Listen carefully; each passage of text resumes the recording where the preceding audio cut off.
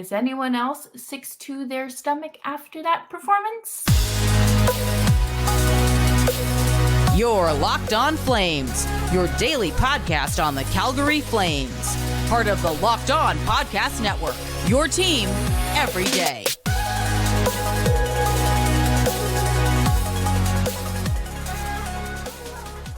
Hello, everyone, and welcome to today's episode of Locked On Flames.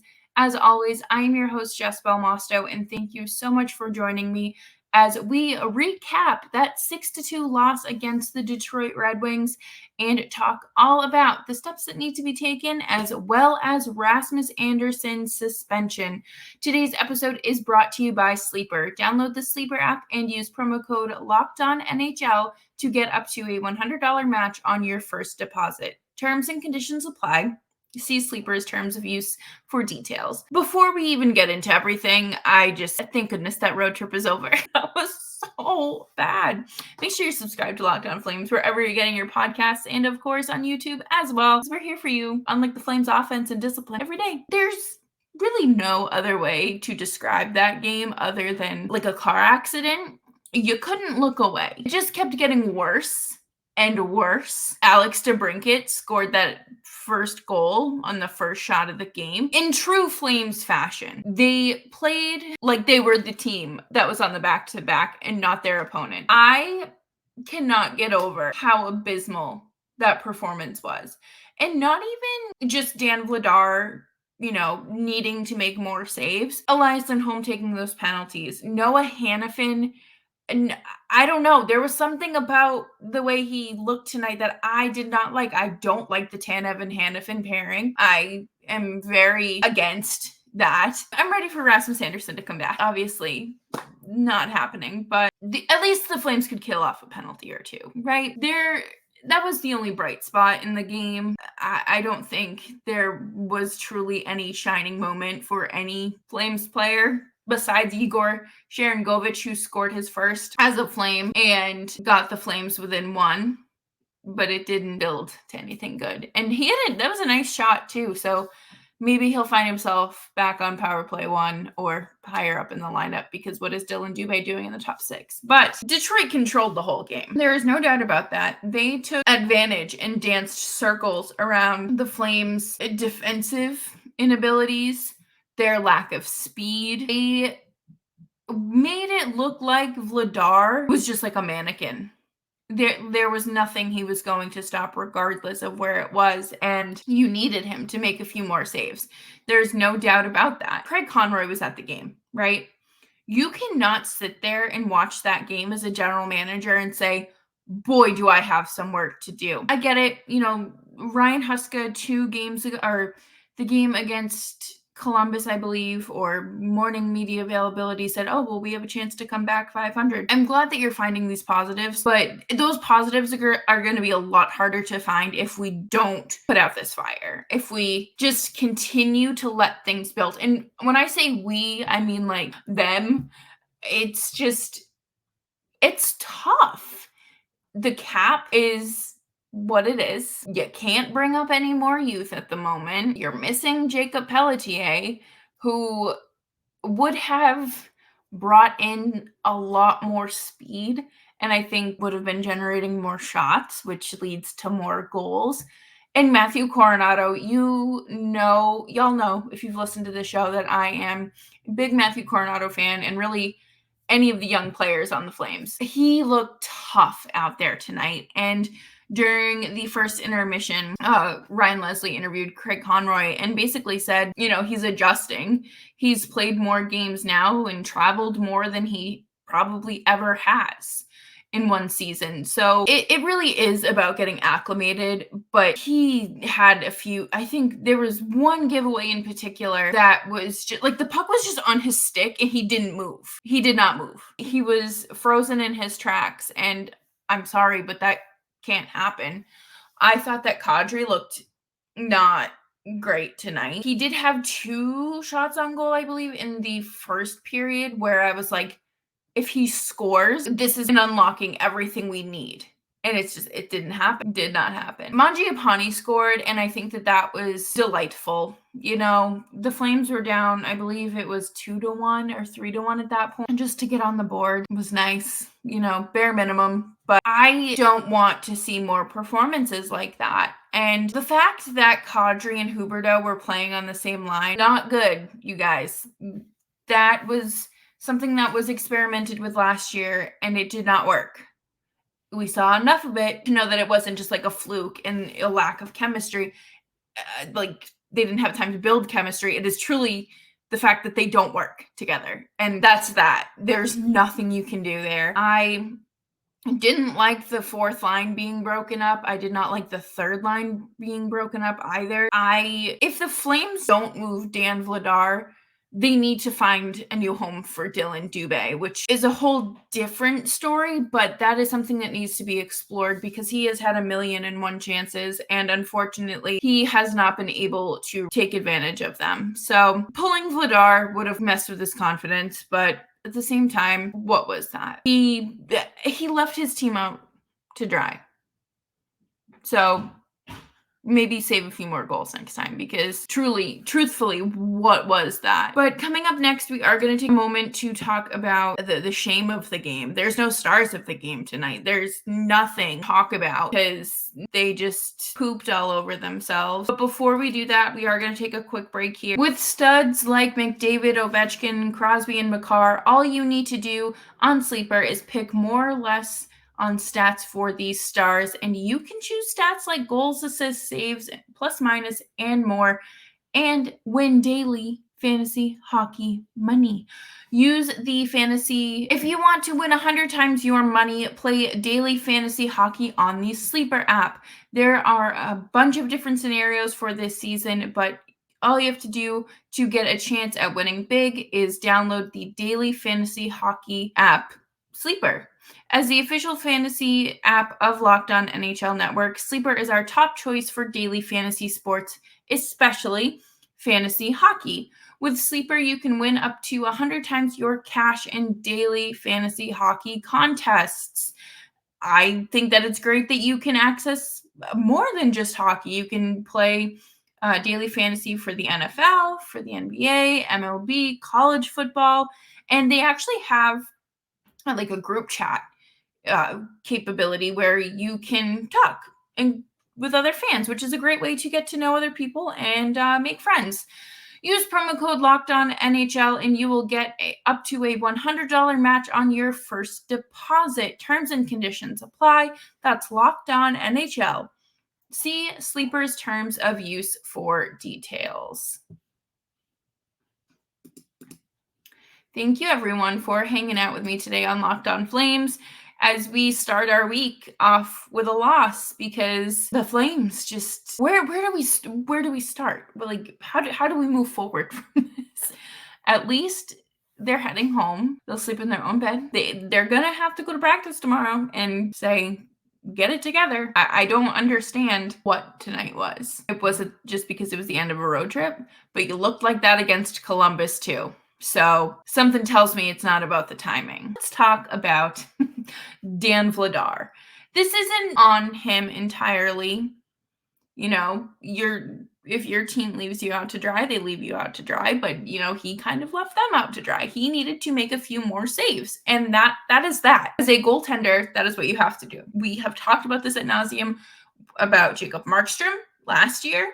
And I think at one point earlier this season, it's only been like 10 days. What a mess. And it kind of feels like he is just handing his job over to Dustin Wolf. I don't know what that was. He was very frustrated with himself. He had no confidence. And after every goal he let in, he looked beyond frustrated. He said a few choice words, which I don't blame him. But at the end of the day, this is on Craig Conroy. He had a very lax approach when it came to the pending UFAs, and he didn't do what he should have and was supposed to do. You know that Dustin Wolf is ready to make the jump to the NHL, and you say, oh no, it's okay. He just needs a little more time in the AHL. You could not trade Dan Vladar for a bag of bucks at this point. No one is taking on that cap hit because no one has the space to.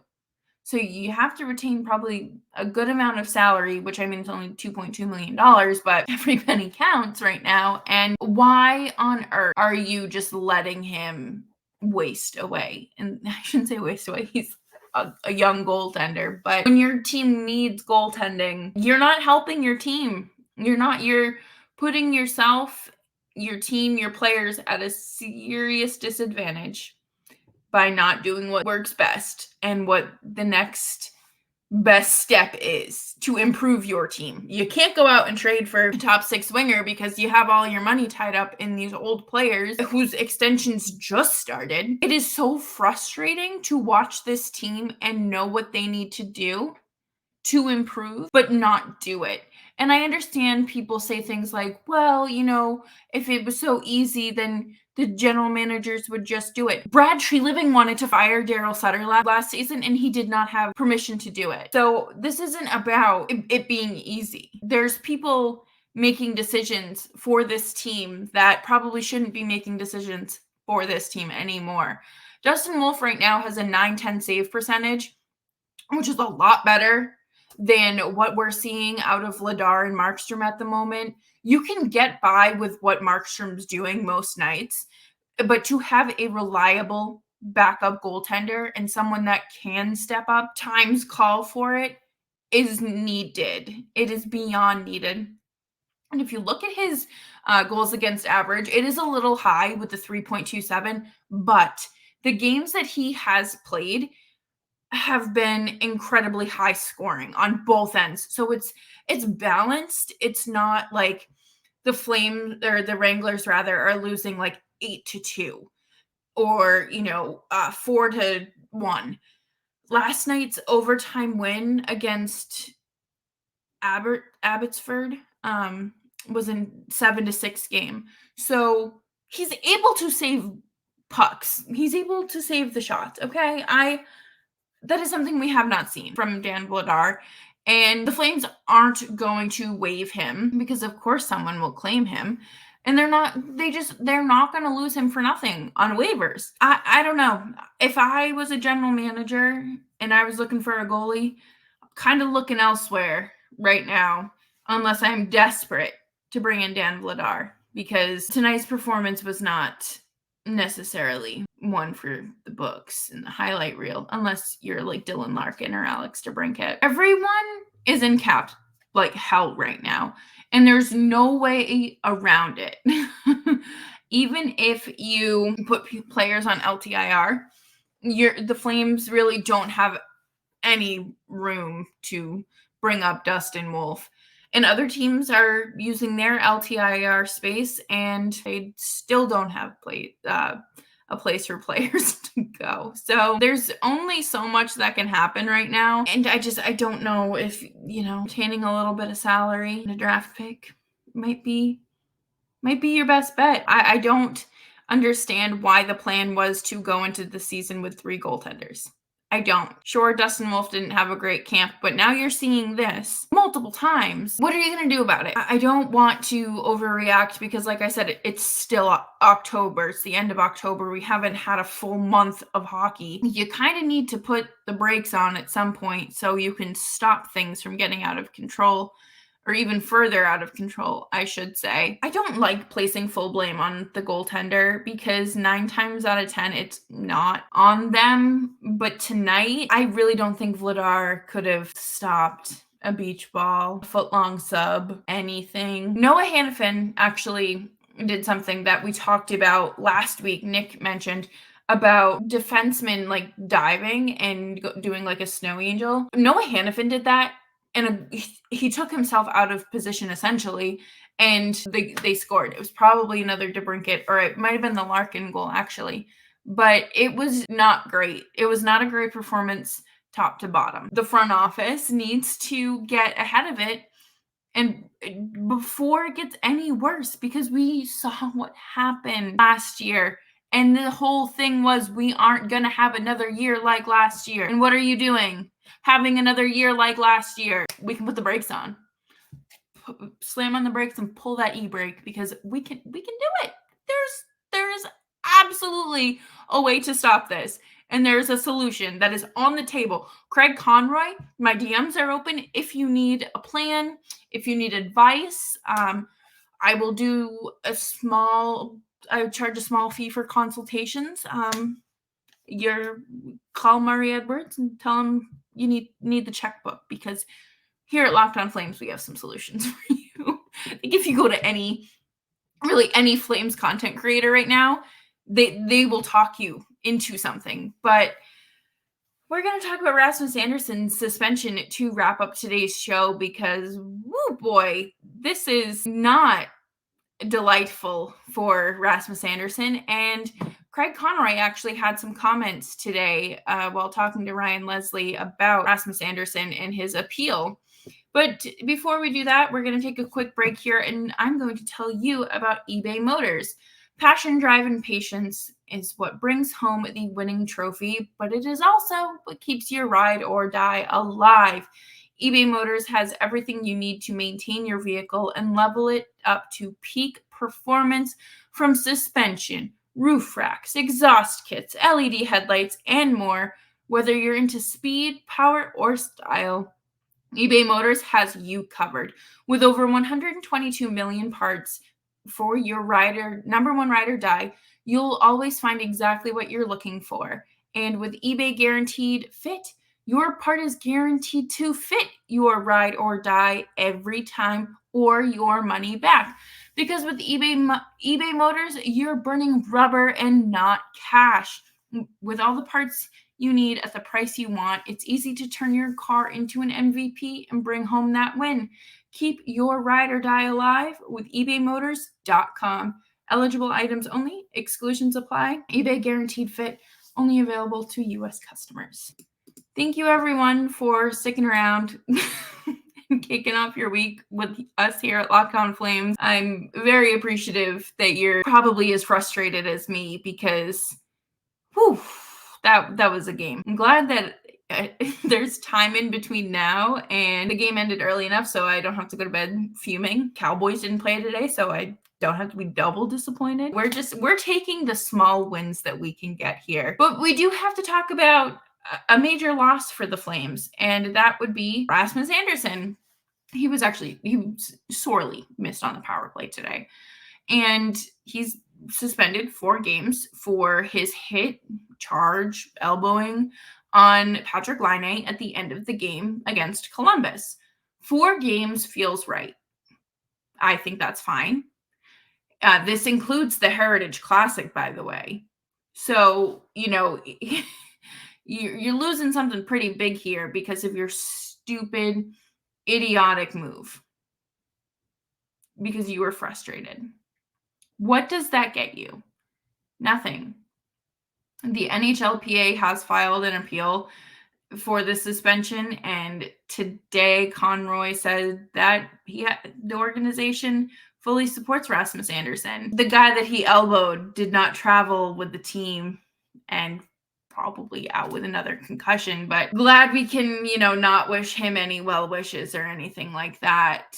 I would have suspended him 5, but I suppose that's why I'm not part of the Department of Player Safety. I hate the cliche of this is, an opportunity for the player to learn their lesson. You should not have to be taught a lesson to not hurt other people or to throw illegal hits.